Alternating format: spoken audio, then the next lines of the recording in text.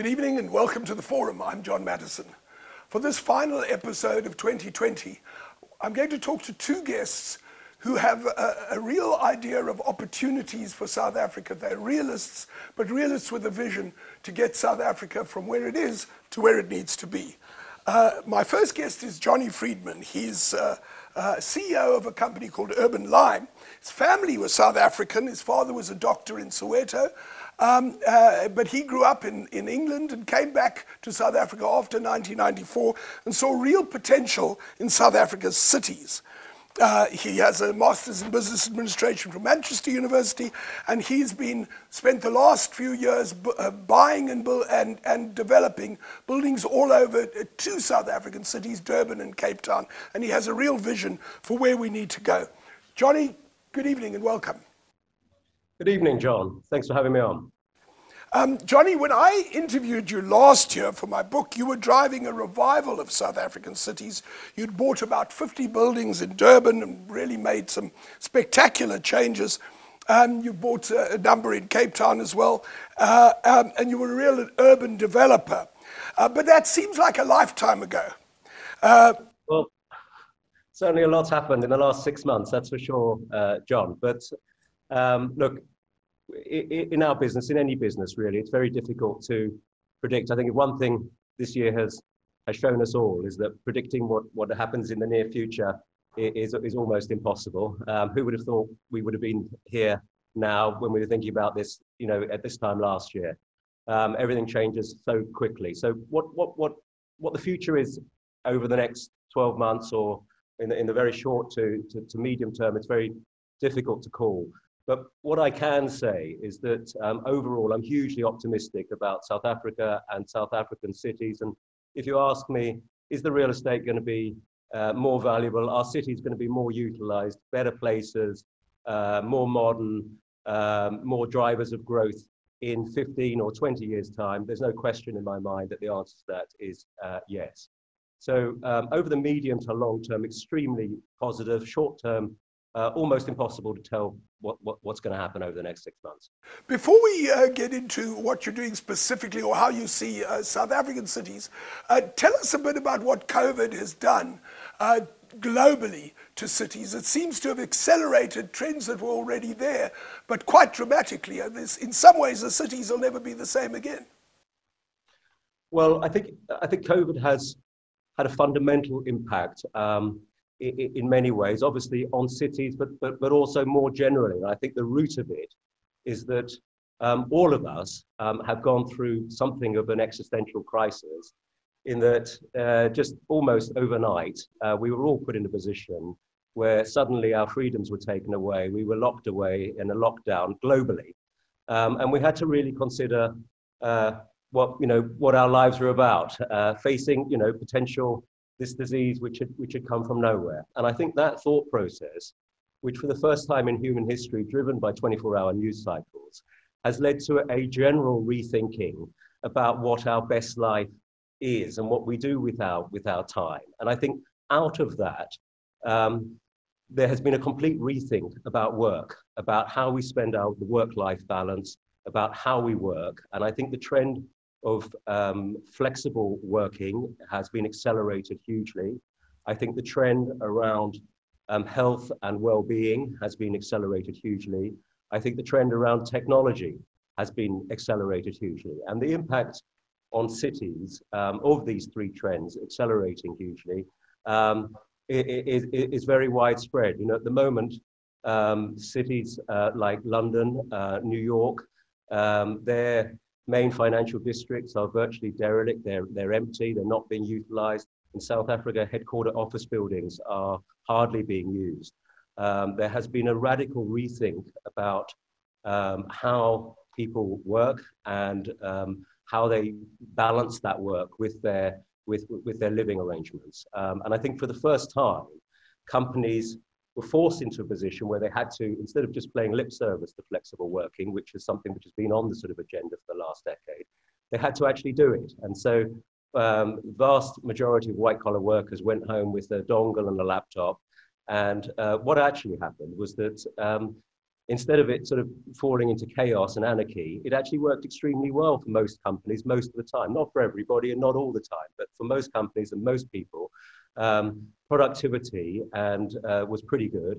And the way in which they work, there were a lot of benefits that came out of the way in which they work. So certainly the way in which people work is going to change, and the way that CBDs are configured is going to change. I think there's also a trend towards decentralization of the work environment, where headquarter office buildings are not going to be used in the same way.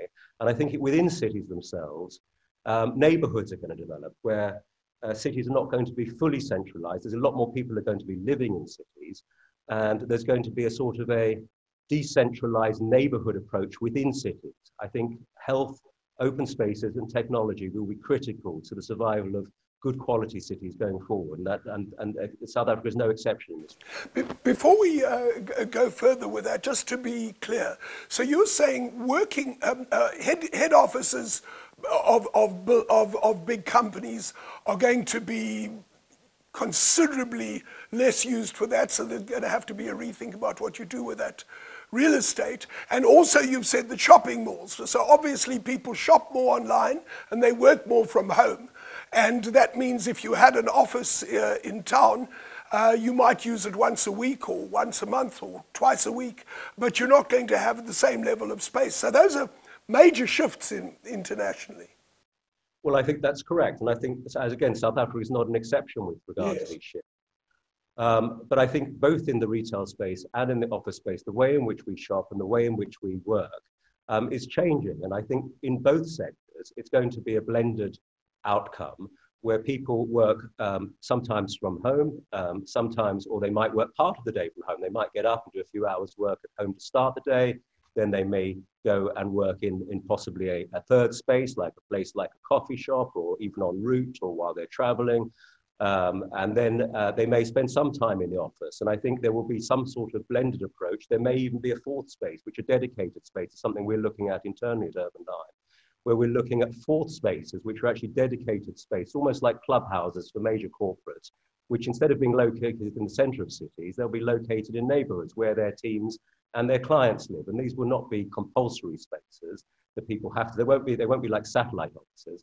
They'll be very different in the sense that they will be talking to the need for social interaction, for abilities to meet people, abilities and facilities to have safe data connections and properly teched up and properly supported. But at the same time, it won't be back to the having to clock in and clock out. That sort of concept of controlling teams, I think, has been thrown out of the window by, certainly within the white collar sector, has been thrown out of the window by COVID. It's much more an outcomes-based analysis of your staff instead of a sort of control-based analysis. Right. And I think that is a major shift.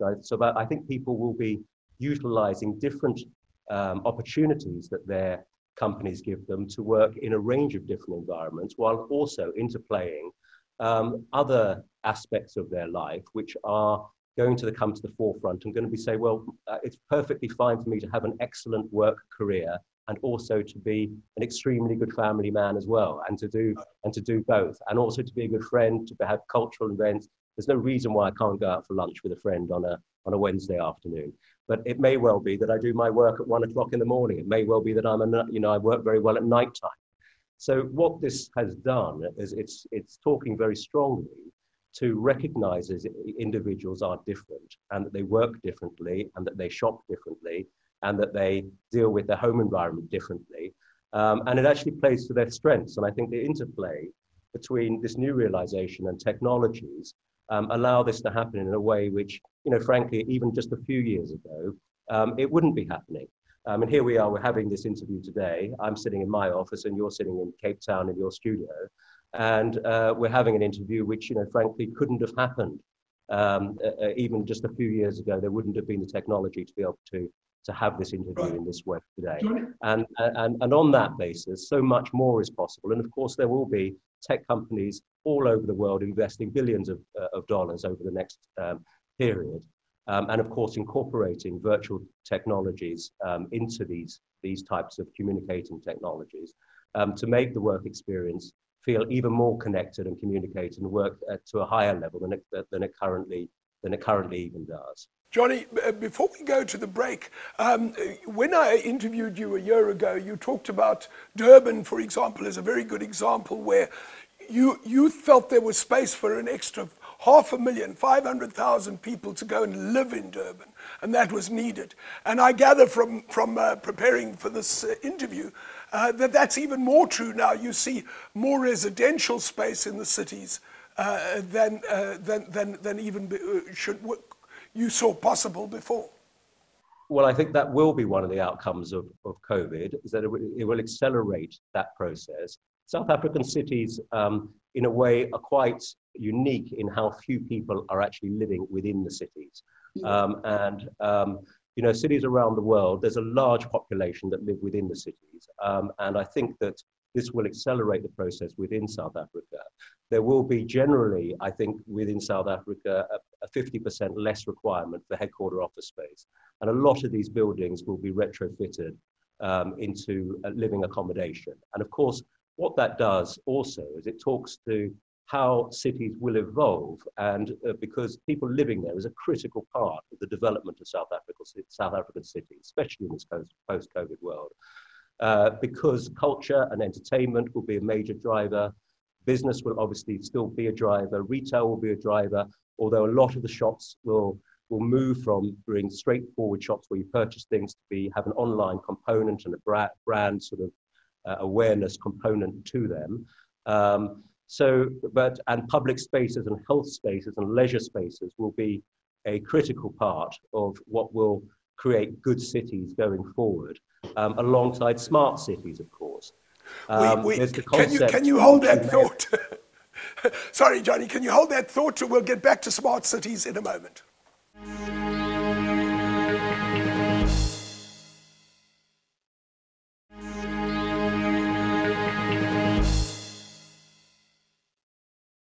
And we're back talking to Jonny Friedman of Urban Lime.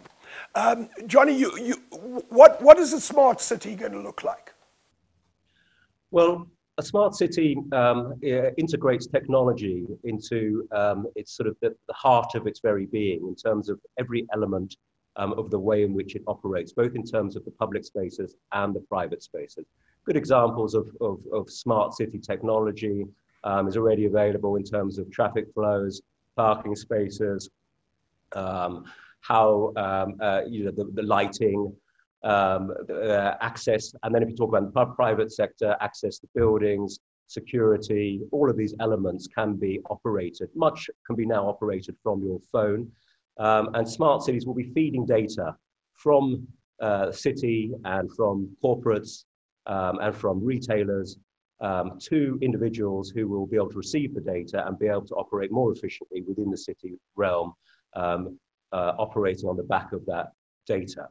And smart cities, of course, fit very well in the overall context of what we've been talking about in terms of many more people living in the city, and the concept of the 15-minute city, which is, I think, it's sort of a very big buzzword or buzz phrase in urban regeneration at the moment. And I think post-COVID, again, it's a trend which is accelerating strongly. And I think the concept of neighborhoods within cities, and the idea is that within 15-minute walk of wherever you are and wherever you live within the city or work within the city, you have pretty much all the things that you would require. So you can walk within 15 minutes to a school, to a hospital, to restaurants, to theaters, to cultural stuff, to entertainment zones, and so on and so forth, to work, to a coffee place, to anything that you pretty much need is found within a 15-minute walking radius of wherever you are in whatever city.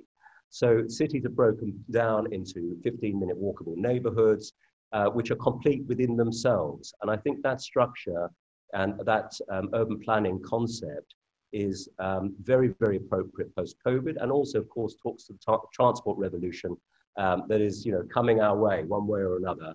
I wanted to ask you about the transport revolution. What does that mean, and how is it? I assume it's just accelerated because of COVID. Well, South Africa, frankly, is still to a large extent in the dark ages with regard to its public transportation networks. There are obviously examples which go contrary to that statement. The metro system that's opened in Johannesburg, the Gautrain, and the bus service that's been implemented in Cape Town are good examples of where public transport has been implemented successfully. But there obviously needs to be a tremendous amount more investment in public transport. But as far as the revolution is concerned, I mean, computer-driven vehicles are already available. I mean, they're already, the technology is there and and will be implemented. Transport will be looked at much more as a service rather than something which you do yourself. It will be a transport on demand, already very much seen within Uber, but Uber without the Uber drivers.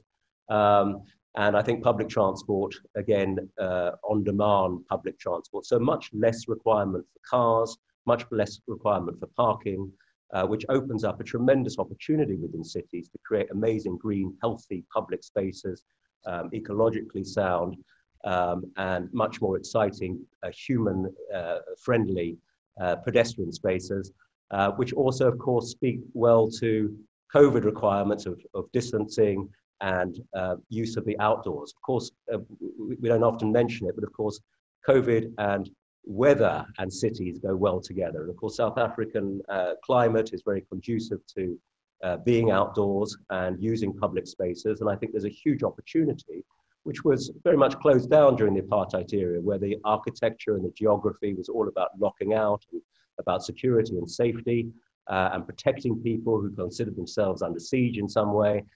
So high walls, shopping centers, blank concrete, big buildings with little outward looking areas and few public spaces are what was the inheritance of apartheid. I think looking at cities now, the exact opposite must be the case. It must be outward looking, it must be public spaces, it must be how do we create very high quality, healthy green spaces? How do we use the fact that there's going to be less requirement for roads into cities, less requirement for parking? How do we use that fact to open up these spaces, invite people back into the city, make these cities hospitable and people friendly? And of course, that will drive people back into the cities, wanting to live there, wanting to work there, wanting to get involved in entertainment there, et cetera, et cetera. So I think that's a positive cycle. And before we leave transport, what about one-person vehicles, bicycles, tuk-tuks, other electric one-person vehicles? Is that got a future or not? Well, I think certainly the bicycle transportation, other one-person vehicles of that nature has spread out across the world. But we need to make our roads much more friendly. I mean, the roads going into Durban, there are multiple highways of 6 lanes. You can pick which. I came in this morning to the city. You can literally pick out of 3 or 4 major highways that you can get into the city. They're all pretty much very empty.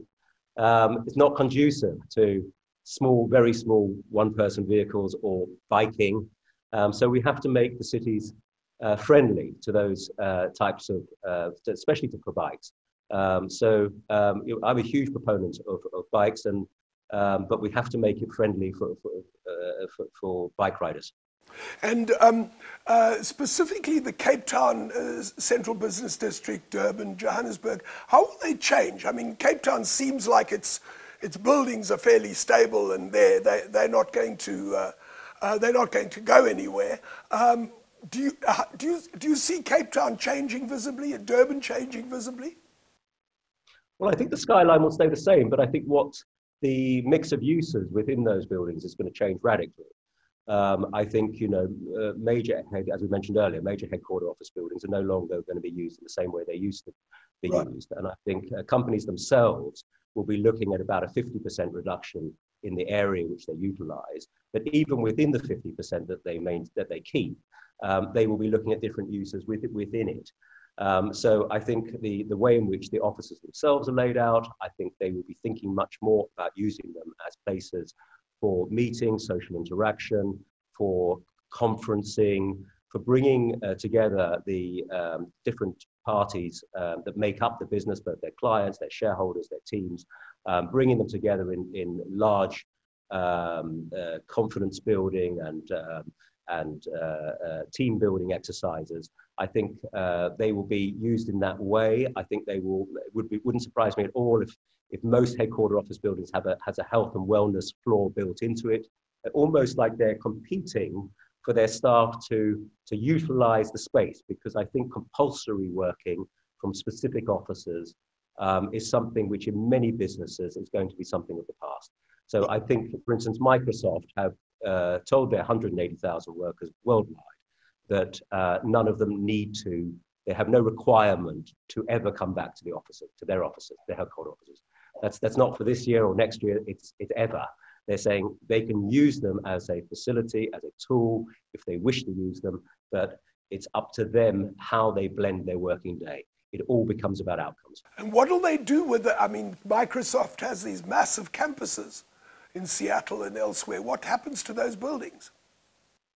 Well, isn't it extraordinary? They were seen even as recently as a year ago. They were seen as extraordinary, absolutely cutting edge, modern ways of thinking about work and thinking about how to accommodate large amounts of very large teams. Here we sit, less than 12 months later, and they look like white elephants to me. They're going to have to be completely repurposed. The problem with them and why they become white elephants, they've been so specifically built for a particular purpose, and their scale is so large. But I presume that people that understand these complexes and know the layouts considerably better than I do will be looking very carefully at alternative uses, how to use them to really attract staff and offer them a range of alternatives. I think a lot of it will be outside of the direct the direct work environment, and they'll be looking much more at elements around mental health, about physical health, about trying to for team retentions, about trying to keep people on board, and I think companies that do not think about these things will be out of the running when it comes to high quality staff. So I think everybody knows that attracting and retaining the highest quality of people in your teams is going to require looking at all of these aspects. We're going to run out of time quite soon, but I wanted to ask you, have your innovation, especially in Durban, was to take over these big buildings that were largely empty because there was this move from the central business district to the north, and you chopped them up and you put in small business, and a lot of black South Africans around in Durban wanted to be in that space, and you filled up all those buildings. Now that is, I understand that still is something that small business will still have a future in the cities, but you already have experienced a change in some of those buildings completely from office to residence. Yeah, look, I think it's a very exciting time for entrepreneurs generally, and I think South African entrepreneurs in the SME category have real opportunities that are coming out of COVID. Entrepreneurs thrive on change. Where there's change, there's niches, and where there are niches, there's loads of potential for small, fast-moving business people to take advantage of those changes. And I think already what's happened, many of our businesses, we have 1,500 different tenants across 3 cities on 2 continents, and we've seen this in hundreds of different businesses where they're changing models all the time, and small businesses are really the best at changing models. They can move the nimblest, and they're thinking about it 24 hours a day, and there's been a tremendous ability to shift and change and adapt to the new reality. So I think, and actually in reality, our small businesses have performed really pretty well. Not obviously 100%, but we have had very high performance rates, and we've been in very close contact with many of these businesses, and most, I would say, are adapting to the new realities that are in front of them, and a lot are thriving, actually doing better than they were doing before, which is interesting. So the second part of your question, John, I forgot what that was. We're out of time, Johnny. Thanks so much. That was really very illuminating. I look forward to talking to you again soon. That was Jonny Friedman, and we'll be right back.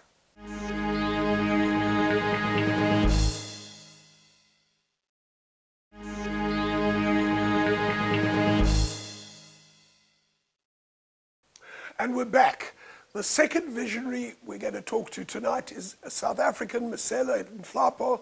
She has a Bachelor of Commerce and a law degree from UNISA. She's the CEO of the Railroad Association, and she's going to tell us about some really innovative options that the government has agreed to and that could produce revenue and investment and increased rail without privatization. Good evening, Mesela, and welcome to the forum. Good evening, John, and good evening to your viewers. Thank you very much for making this time available for us. Mesela, how did you get interested in trains? Oh, I am the child of the railways. My father used to work for Spoornet as a ticket examiner, and that's where he met my mom. Wow. So if it wasn't for the railways, I wouldn't be here. Now, the government has approved something that seems to be have real potential. What it is, as I understand it, is that Transnet, which owns 80% of the rail in the whole of Africa, in South Africa, is willing to lease out certain lines to private sector companies who you represent and who would invest in increasing rail on these lines, and of course Transnet would get a leasing fee. Thank you for that question. I think it's important to redefine the South African rail landscape. So you have passenger service, you have the freight service. So when we talk about third-party access, we're not talking about the passenger service. I think if that comes, it will not come immediately. But we are now focusing on freight services. Right. So the open access principle was first introduced into the National Railway Policy, which is still a draft white paper currently. But we were quite excited when the presidency announced that they will be granting third-party access for private operators. Now, what that means is that private operators in this country will then be able to access the network. That is previously, maybe they have not been allowed to access it. And it also means it will be beneficial for Transnet, as the access fee will be another revenue stream. It will be beneficial for the economy, because through open access, the private operators will be able to employ more people, and most importantly, there'll be a foreign direct investment coming into the country. And at the end of the day, we'll see a South Africa where we increase employment other than talking about high unemployment rate. So the opportunity that is presented by third-party access, it has absolutely nothing to do with privatization. It's zero privatization. What we are advocating for is partnerships with government and being able to access the network. But what that will bring about is a reduced cost on the logistics. Rail is cheaper, rail is greener. We just need to find a way of working together with government to ensure that private sector is able to participate in this space. We are not competing with Transnet. We want to have access to the network. Right. So in fact, what has happened over the years is that rail has got less and less of the freight business in South Africa. I see in 1990, rail had 26% of the freight business, and now it's down to 10%. So this would really rail has gone backwards, and this is a way of getting it back up to speed. Well, I think, it's a perfect opportunity, and I think post-COVID, the opportunities that are available for private sector are huge. And instead of looking where we have lost, let's look at where we have lost and how we can recover. When we recover, where are the areas that we can recover at without competing with Transnet? Because really we can't compete with them. The agricultural sector, they have their concrete silos and they have a railway siding on it. So the infrastructure is there. It's just that we're just looking for government to open up the possibility for private sector to increase that rate from bringing some of the freight from road to rail.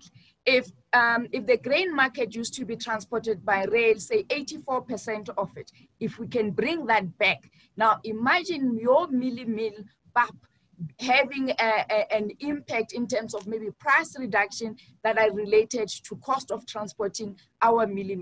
Imagine that I'll be able to transport or rail grain from Northwest right up until DRC instead of having all these trucks on the road. So it's more opportunity more than what we have lost. Yes, we have lost, but I think that as South Africans, we are resilient. Where we have lost, we can recover. And for private sector and transforming the railway sector, this is a perfect opportunity for us. And the private companies that would do this would be using existing rail that is either not used or underused. Oh, absolutely. You're using the current rail infrastructure that is currently not being utilized. I would doubt it that there is 100% capacity that is available that is being utilized by Transnet. So there is definitely a market. There is infrastructure that is being underutilized, and I think that's where the opportunity lies. And remember, John, that as a country, we've gone through a transformation where we're speaking BEE, but we need to take it a notch up. It's not only transforming in terms of Black economic empowerment. We've done that. We've got Black-owned operators, but we need to take it a notch up to open up the sector. Now, when you transform the sector is when you change the complete, you have a complete of the landscape. You're allowing private sector, the same private sector that you have developed, the same transformed companies to come and occupy this space. So these are companies, South African companies, all they're pleading for is that let me into the main network so that I can help this country to redevelop. Let's use rail to position rail to be the real economic enabler. And where would the investment funds come from? Oh, we have investors waiting that are looking to fund this project. Remember that it's not only about South Africa, and actually South Africa has an advantageous point because any country or Europeans or Americans or the British or the Chinese, they use South Africa as a landing base to access the market. So South Africa has a unique opportunity in terms of having these multinationals locating in South Africa with a view of accessing the continent. Now, already one of our members, which is one of the private operators, Traction, has made a commitment that, Mr. President, if you allow me to get onto the network, the core of the network, through a third-party access type of regime, I will then invest 1.7 billion rands today. And that investment will grow into between 14 billion to 17 billion over a period of 4 to 5 years. So already there is a commitment. Our international partners want to partner because there is so much potential in South Africa. And if you look at the CFTA, you look at the African Union, their vision to integrate the continent. We as South Africa, we have over 100 years of railway experience. If we were to look onto the continent and we want to share our skills with our brothers and sisters on the continent, we should use this opportunity of third-party access to prepare South African companies to be able to do business on the continent together with our brothers and sisters. If we want to increase intra-Africa trade, if we want to develop the African economy, if we want to have a development of Africa relying on the potential that is offered by Africans, particularly the marginalized, the women and the youth, these policy changes have to be done, must be done for the best interest of Africa. Now, you talk about us providing our expertise to Africa, and of course that's a wonderful idea, but I have to say that it seems that South Africa, despite our 100 years of experience, we are behind several African countries in getting into this open access plan. I see Tanzania, Mozambique, Democratic Republic of Congo, Zambia, even Zimbabwe have already adopted some form of open access already. They are in everything, John. They're always market leaders, and I think that the rail sector in those different to our sector. Yes, they are moving in the right direction, but there is nothing wrong in learning from our brothers and sisters. If Tanzania is doing, let's use that as a model. Is there a model that we can adopt? Can we change this to suit ourselves as South Africans? Why not? For mention the company Traction. Traction has a joint venture in Tanzania, so it already is being done. So it's a policy change, it's a policy shift. In the absence of money, we know African governments don't have money. Let politicians, let lawmakers use their power of changing the law to use this law to open up the sector, to allow more participation by private sector to transform the industry. Yes, we will learn from our brothers and sisters on the continent, but there is nothing stopping us. And when I talk about us having an experience in terms of building, I mean, there are a number of engineers that came out of Transnet, whether it's building of rolling stock, whether it's the maintenance of the pairway, and we have a huge capacity for research and development. And I think that as a single economic bloc, as Africa, South Africa will play a major role in terms of integrating the continent. And this is where I'm saying that as South Africans, we can go onto the continent, work with our brothers and sisters, because we have a technical know-how based on the investment that was done in government through Transnet. Mesela Nhlapo, we have to take a break. We'll be right back.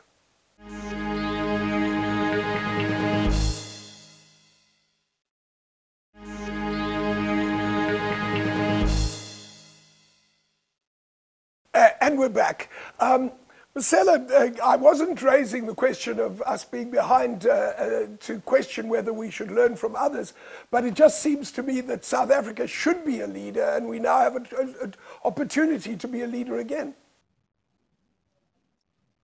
Look, I think we've gone through the process as South Africa of leading certain conversation.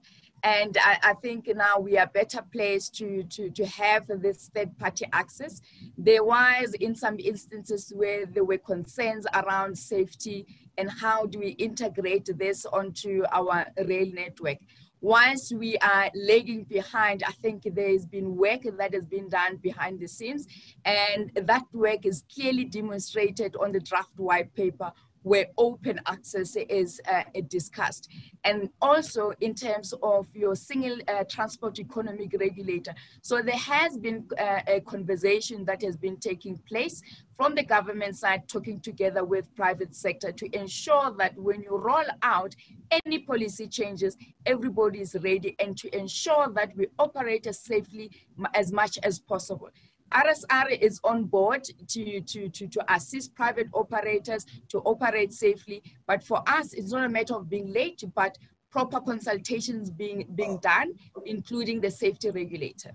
But are you not experiencing unbearable resistance? The regulators and so on are open to this happening? Oh no, the regulator is in full support of having participants. I mean, if you look at the railway safety regulator, they have over 250 operators. So it will not be correct that they may be against it, but they're actually in full support. The Department of Transport, by introducing the single economic transport regulator, are also looking forward that we need to have an economic regulator that is going, that when we open up the market, whoever is responsible for the rail track, to charge those excess fees. Those excess fees must be transparent. Those excess fees must be competitive. The slots must be available to everybody on an equal basis. So there is work that is being done behind the scenes. Recently, we made an input into the Transport Committee with regards to how this economic regulator will go about. So there is work that is being done. You have the safety that is fully on board. There are safety measures that are being considered. Now we're looking at the economic regulator, and it's almost in the final stages. The bill is almost ready, and I think sooner or later we are ready to go. President Ramaphosa has given himself a period of 12 to 6 months, and I think that with the assistance of private sector, we could assist him to achieve the third-party access sooner than later. What are the secondary benefits for the South African economy and jobs? If this investment comes in, obviously it would include new rolling stock, locomotives and trucks. I know that South Africa did build some of those things. Is that a potential benefit for South Africa? Oh, absolutely. It has a domino effect. If a company, a private operator, now has more work and more customers to serve, it means that they must buy rolling stock. Now, we know that in South Africa, we have a multiple of companies that are manufacturing rolling stock and wagons. You have Global, you have Gallison, just to name a few. So you will be increasing manufacturing capacity. There are fewer other companies that are supplying into the bigger company. Then you will increase employment, you'll develop your skills. The youth that is currently unemployed, then they will have hope again. But what you're also doing, which is critical, you're giving men and women of this country their dignity back. So it's not only about the economic benefits, but it's about giving men and women and the youth of this country hope to look forward to into the future. And then with the economic development, absolutely. You look, if Mesela is unemployed today, then I'll be a beneficiary at SASSA. If I'm employed today, the likelihood of me supporting 10 more people, then therefore reducing the burden on government with a small policy change. So we strongly advocate for third-party access because we see the benefits. We see the benefits for the economy, we see the benefits for the region, we see the benefits for the continent. And your members, they're ready to invest. How will they solve the problem of theft? I know there's been rail theft and copper theft that has affected Transnet. Sorry, I missed that. The problem with what? Of theft of rail lines and of copper. Look, I think the theft of copper or the theft of lines, it's a problem that we have as South Africa, and I think that we need to have a more firm law enforcement and a serious government that wants to build and that works with communities. And if you think about it, whoever that is stealing the infrastructure, they live with us. So it's not only up to government to ensure that we maintain and keep our assets because they benefit you and me. So it's also our responsibility to ensure that those that are found or that we know of that are stealing from us, they're not stealing from government, they're stealing from you and me. It's up to us to make sure that these people are reported. But also it's an opportunity perhaps for government that as they replace the infrastructure, find better ways of protecting the asset. Replace, protect, so that this expensive infrastructure that you need to replace is well guarded, is well protected, is an asset that is going to last us for a long time, and it benefits the economy in its entirety. And it also means that you're combining job creation with better policing at the same time. Absolutely. It's all about jobs. It's all about improving the lives of South Africans. It's all about making sure that as normal South African, we don't rely completely on the state. It's all about partnership with government. I think the old days of talking past each other are gone. If we don't see the importance of partnership, if we don't see the need to grow our economy as one, as South Africans, then we will be a lost generation. But I think there's a perfect opportunity to invest. Let's start with what we have. What do we have? We have an infrastructure that is not 100% utilized. We have private sector that can tap into those markets, and there is investment that is waiting. Now, that is an opportunity that we can't let go of. We support the government's initiative of making sure that there's third-party access. Now we want to work with them to bring about the implementation and not leave anyone out. Now, I understand, and you are dealing with freight, not passenger rail. We have two private passenger rail companies, the Gautrain and Rovos, the old blue train. And our passenger rail is in poor shape. I know this is not strictly what you want to deal with, but as a railway person, do you have any thoughts on how we get our passenger rail services improved? The same plan by the president, he does allude to concession. You know, when it comes to passenger rail, it's a bit tricky for a country to hand it over to private sector. Anywhere else in the world, passenger service, there is still a large government involvement. Right. And actually, there is maybe one or two lines in the world that are economical and are not subsidized by government. Right. So 99.9% of the time, passenger service is subsidized by government. So there is no reason to remove government participation. It's government responsibility to provide these services. But where us as private sector are interested in is the government procurement, so that we can tap onto government procurement plans to ensure that we grow the manufacturing space, particularly in terms of rail. Now, this is further supported by the African Union resolution that South Africa will be the hub of rail rolling stock manufacturing for the continent. So by keeping passenger service within government, then means that government will use its procurement arm to ensure that we grow the manufacturing capacity in the country, and we create further employment. But the manufacturing will be for South African, but manufacturing will be for the rest of the continent. Now go back to the operational side of it. Government is better placed to respond to that. We know that Gibela is currently building a new fleet. The current fleet, currently the tender that went out for the maintenance of the fleet, it has been out, is currently being adjudicated.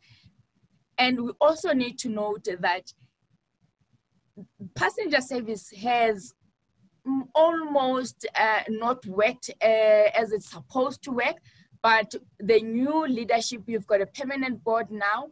There are few permanent CEOs, particularly at passenger rail and at Prasatec. So those two entities, one does technical, one does run services. So there is a plan in place. They are working very hard to make sure of the availability of the fleet to transport the masses of this country.